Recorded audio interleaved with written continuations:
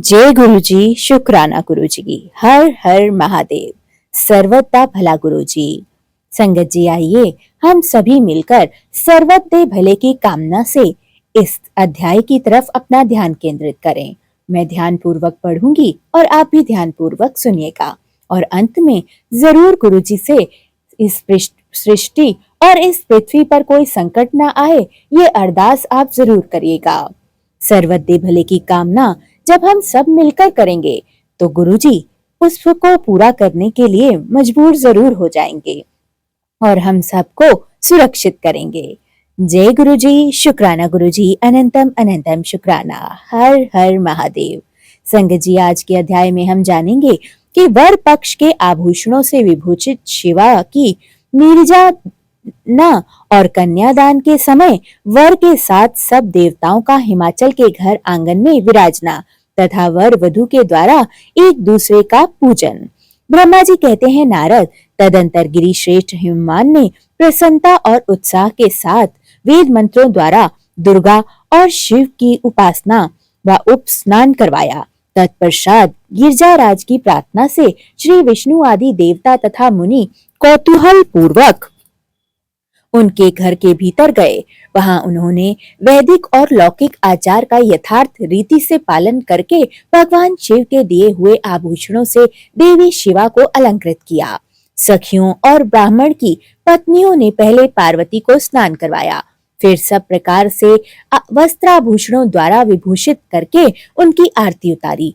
तीनों लोकों की जननी महाशैल पुत्री सुंदरी शिवा दिव्य वस्त्राभूषणों से सुसज्जित होकर मन ही मन भगवान शिव का ध्यान करती हुई वहीं बैठी रही। उस समय उनकी बड़ी शोभा हो रही थी। उस अवसर पर दोनों पक्षों में महान आनंददायक उत्सव होने लगा। ब्राह्मणों को शास्त्रोक्त रीति से नाना प्रकार का दान दिया गया। अन्य लोगों को भी वहां भांति भांति के बहुत से द्रव्य बांटे गए। विशेष उत्सव के साथ गीत और वाद्य आदि के साथ लोगों को मनोरंजन किया गया। तदंतर मैं ब्रह्मा, भगवान विष्णु, इंद्र आदि देवता तथा मुनि ये मन ही मन सब बड़ी प्रसन्नता के साथ सानंद उत्सव मनाते रहे। भक्ति भाव से शिवा को प्रणाम कर शिवा के चरणाविंदों के चिंतन पूर्वक हिमाचल की आज्ञा लेकर अपने अपने स्थान को चले गए। इसके बाद गर्ग की कन्या का समय जान व कन्यादान का समय जान हिमाचल से श्री शंकर तथा बारातियों को बुलाने के लिए कहा गया। फिर तो बाजे बजने लगे और हिमाचल के मंत्रियों ने जाकर वर और बारातियों से शीघ्र पधारने के लिए प्रार्थना की। वे बोले, कन्यादान के लिए उचित समय आ गया है, अतः आप लोग शीघ्र मंडप में पधारें। तदंतर भगवान शिव को सुंदर वस्त्र आभूषणों से सुसज्जित करके वृषभ की पीठ पर बैठाया गया और जय बोलते हुए, जय जयकार करते हुए सब लोग वहां से चले। भगवान शंकर को आगे करके बाजे बजाते हुए, कौतुक करते हुए और सब बाराती हिमालय के घर को चल पड़े। हिमाचल के भेजे हुए ब्राह्मण तथा श्रेष्ठ पर्वत कौतूहल पूर्वक शंभु के आगे आगे चलते थे। भगवान के मस्तक पर बहुत बड़ा छत्र तना हुआ था। वह सब ओर से चंवर झुलाया जा रहा था तथा महेश्वर चंदोवे से के नीचे होकर चलते थे। वह चंवर भी ढुलाया जा रहा था। मैं विष्णु, इंद्र और लोकपाल आगे रहकर उत्तम शोभा से सुशोभित हो रहे थे। उस महान उत्सव के समय शंख, भेरी, पटह, आनक और गोमुख आदि बाजे बारंबार बज रहे थे। इन सब के साथ जगत के एकमात्र जीव बंधु भगवान शिव परमेश्वरोचित तेज से संपन्न होकर यात्रा कर रहे थे। उस समय समस्त देवेश्वर उनकी सेवा में उपस्थित हो बड़े हर्षोल्लास के साथ उन पर फूलों की वर्षा करते थे। इस प्रकार पूजित और बहुत सी स्तुतियों द्वारा प्रशंसित हो परमेश्वर शिव ने यज्ञ मंडप में प्रवेश किया।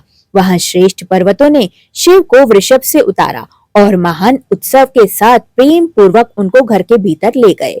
हिमालय ने भी घर में आए हुए देवताओं सहित महेश्वर को विधि पूर्वक भक्ति भाव से प्रणाम करके उनकी आरती उतारी। फिर महान उत्सव पूर्वक अपने भाग्य की सराहना करते हुए उन्होंने अन्य समस्त देवताओं और मुनियों को प्रणाम करके उन सबका आदर सम्मान किया। श्री विष्णु सहित महेश्वर को तथा मुख्य मुख्य देवताओं को पाद्य अर्घ्य देकर हिमाचल हिमालय उन्हें अपने भवन के भीतर ले गए और आंगन में रत्नमय सिंहासन के ऊपर मुझको, विष्णु को, शंकर जी को और तथा अन्य विशिष्ट व्यक्तियों को बिठाया गया।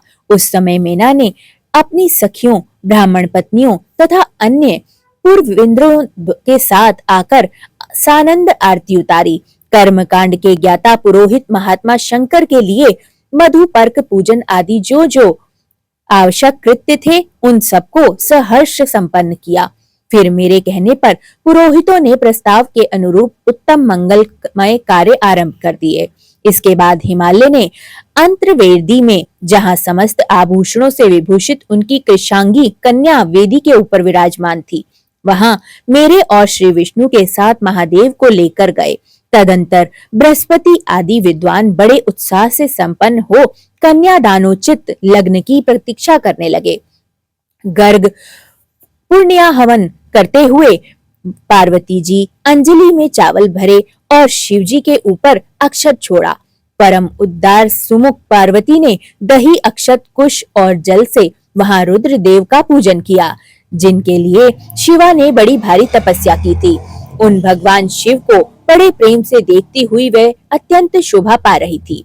फिर मेरे और गर्गादि मुनियों के कहने से शंभु ने लोकाचार वर्ष शिवा का पूजन किया। इस प्रकार परस्पर पूजन करते हुए वे दोनों जगत नए पार्वती परमेश्वर वहां सुशोभित होने लगे और त्रिभुवन की शोभा से संपन्न हो परस्पर देखते हुए उन दोनों दंपतियों की लक्ष्मी आदि देवियों ने विशेष रूप से आरती उतारी। हर हर महादेव। जय गुरु जी, शुक्राना गुरु जी, सर्वदा भला गुरु जी।